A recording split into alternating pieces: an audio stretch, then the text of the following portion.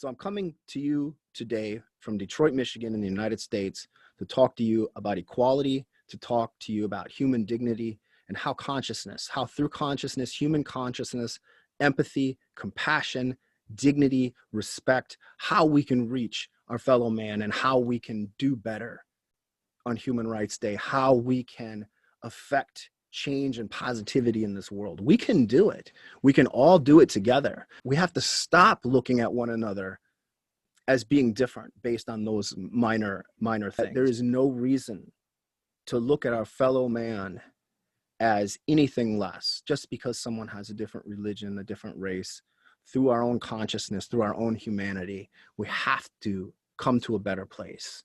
We can all do this. This is something that should be a universal right all around the world, and all countries should adapt basic policies that can fix these type of things. No one in this day and age should be suffering, should be held back because of their gender, because of their religion, because of their ethnicity. These things shouldn't matter. We are all human beings.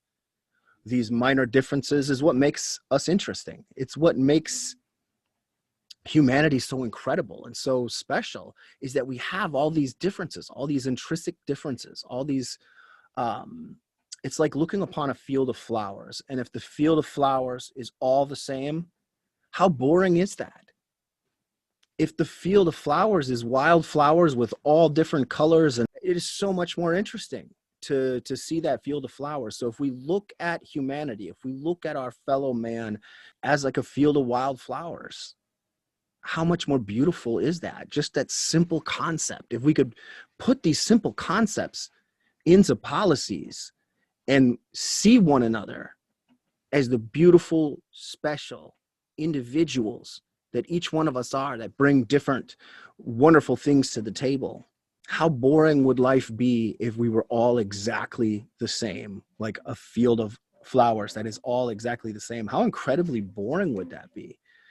We have to get through to some of these governments in different parts of the world that are committing atrocities or that are still discriminating upon people based on their races, their religions, their ethnicity, their gender, these type of things, and get them to see past that. And as someone that came from that sort of background, that was one of the people that was discriminating and that was creating hate and polarization and these negative things in society, I can tell you from the bottom of my heart that negativity, that wanting to persecute someone because they're different, or wanting to divide from someone because they're different, or being fearful of someone because they follow a different religion or they're from a different race. These are all very negative emotions. They're not good for the human soul. They're not good for your health or your emotional health, your mental health. They're just really negative things.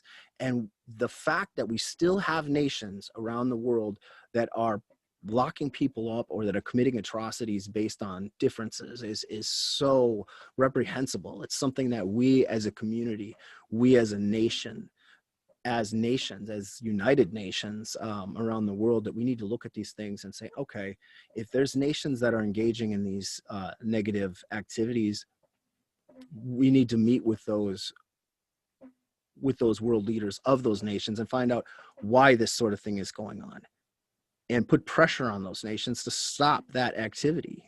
Sovereignty of nations is very important. It's an important right, but human rights are more important than those sovereign rights, because you cannot and you should not be persecuting anybody in this day and age based on their ethnicity, their race, their gender, or anything like that. It's not something that we as a world community should tolerate. It's not something that should ever be tolerated.